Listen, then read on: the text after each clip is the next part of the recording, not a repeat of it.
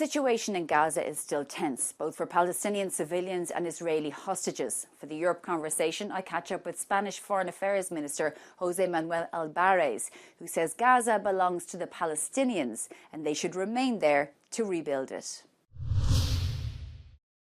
Minister, thank you very much for joining us on the Europe conversation. I want to start off with, I suppose, one of the more potentially optimistic foreign policy issues of the last year or so, and that is Syria. It's potentially optimistic. What does Spain believe is the right thing to do in relation to sanctions, relief for Syria, the new regime there, without ensuring that people, for example, who have committed terrible crimes don't go away unpunished? There is definitely a window of opportunities and above all, a window of hope in Syria. 10 days ago, I went there, I went to Damascus, and I met the new authorities. And I came with a clear idea from my conversation. First, they were ready to engage on all the points that I wanted to engage. I want an inclusive, peaceful future for Syria, guaranteeing sovereignty and territorial integrity and free of foreign interference. So Syria is undergoing right now a national dialogue conference. And a constitution must come out of that. What I want is a constitution with equal rights for every Syrian, whether it's a woman or a man, whether it belongs to an ethnic or religious minority. I had the chance to meet with women from the civil society and with representatives of the minorities. And doing that, saying that that's the way they want to engage with us, I'm favorable, and I said it in the Foreign Affairs Council, to lift gradually the sanctions, very especially those that are directed to economic reconstruction and humanitarian aid. And we must engage heavily with humanitarian aid. 90% of the Syrians live under the threshold of poverty, and 70 million of them are in risk of hunger. Okay, so how can you be so sure? I mean, this is a really strong point you're making, that you were given guarantees, because I remember with the fall of Assad, a lot of women, they thought, well, if we have Jolani, HTS, who were close to al-Nusra Front, that women's lives are going to be under threat. And not only that, then you have much worse sectarianism. So what did they say that convinced you that they will be inclusive? First, the new authorities were ready to engage on those subjects and to answer me. And when I was asking new explanations, they were giving them to me. And the future that they describe, it's more or less the future I think it's the best for all the Syrians. Secondly, I was able to have those meetings with women from civil society and with the leaders of the minorities without any problem. And they spoke very openly. What they were telling me is, please engage yourself and the European Union with the new authorities. Tell them your red lines, but engage with them and lift the sanctions. The sanctions harm us. They are killing us from hunger. So all those are the things that I have shared with my colleagues, and they have got the same idea from their trip to Damascus. I want to move on then to a much more pessimistic scene in Palestine, in Gaza and the West Bank. We see really catastrophic scenes in Gaza, starvation, the killing of children. We also heard Donald Trump saying Gaza should be wiped out. So what is the EU's perspective on this situation? I think all throughout this war, European Union, when we see the conclusions in the Council, has been in favor of a ceasefire, has been in favor of the two-state solution, has been in favor of the release of all hostages and the unimpeded access of humanitarian aid. We have to put in place all that. There is a humanitarian catastrophe in Gaza, clearly. And the people of Gaza must remain there. They must live there, so we must help them. First, with humanitarian aid, in order to address their basic needs. Secondly, backing UNRWA. UNRWA is an indispensable organization of the United Nations, not only for the people of Gaza, but also for the Palestinians that are refugees in different parts of the region. And thirdly, we must help with reconstruction. And then we must give political backing as soon as possible. Gaza and the West Bank are another very worrying situation where we see violent settlers increasing the violence against Palestinians must be put under one single Palestinian authority. Because at the end, we all know what's the solution for the Middle East. A peaceful Palestine living in good neighborhood with a peaceful Israel, and we have to do everything to implement it. But Trump, let's go back to the language he's used. He's talking about wiping out Gaza, saying that it's a beautiful real estate on the sea. He also got rid of the sanctions, the small number of sanctions from the Biden administration against aggressive settlers. Once again, I can only speak on behalf of my government, the Spanish government, and also of what Europe does.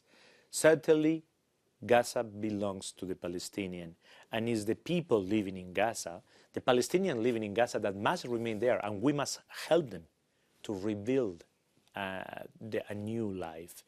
And of course, we must keep an eye on violent settlers that kill also innocent Palestinians in the West Bank. Illegal settlements is against international law. United Nations have condemned it many, many times. And once again, if Europe doesn't back international law and the UN, then we are lost. We are among those that founded those principles and the United Nations.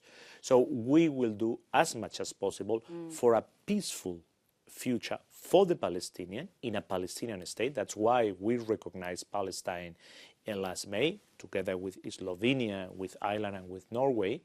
And that's why also we think that this is the best for everyone, including the people of Israel and their own security. What do you think of the trend, let's say, of Donald Trump so far? Again, Palestine, Gaza should be wiped out. Canada should become the 51st state, demanding to take over Greenland.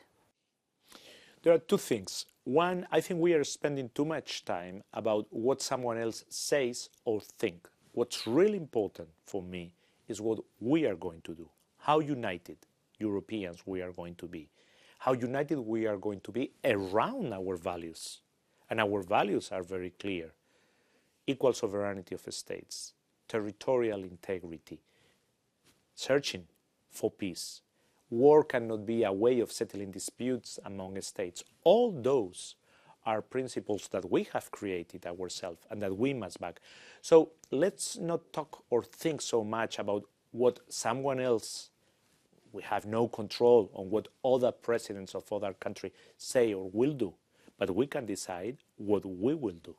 Does Greenland have cover from the EU's perspective because it is an autonomous part of Denmark? For me, Greenland is part of the territorial integrity of Denmark, which is a member of the European Union. And also NATO? It's a part of territorial integrity of Denmark to all purposes. Another piece, of course, is NATO. And, you know, before Trump became president, everybody was concerned about the impact he would have on NATO, whether he would remove the United States from it, whether collective security was going to be as strong. He has singled out Spain because Spain hasn't met the 2% spending of GDP yet. I mean, how will you respond to that? Because he's not only saying 2%, I mean, he's saying that's a floor. 5% is actually what he wants now. There are several things. First, there are 10 countries that are members of NATO that haven't reached the 2%. And each country has the right to think that the threshold should be X or Y. But that's the opinion of one country. The opinion of the United States is a very important opinion for me. It's a very important ally. But the decision about the spending in NATO or whatever other decision around NATO, we take it together, all the members in the Atlantic Council. And it's okay to look at the percentage of the defense expenditure, but that's not the only thing we should look to see the engagement with what's really important. And it's not only the finance, but it's the commitment with the Euro-Atlantic security. We should look at absolute figures, and the absolute figures says that Spain is the 8th net contributor to the defense within NATO. If we don't look at the percentage, but the real, actual money that we are spending. But do you think that you will be able to still increase it to make the sort of at least over 2% benchmark? Because it's obviously something that he's quite particular about. We have been increasing in the last year our defense expenditure, and we had made very clear that in 2029 we will be at 2%. It's our issue, but it's also the issue of 9 other NATO members. The problem is that it hinges, Ukraine's support from the United States sort of hinges on NATO member states paying their dues. we are among the countries that have been more supportive of Ukraine from all points of view, humanitarian, political and diplomatic, and also providing equipment, military equipment to Ukraine for the defense of its sovereignty.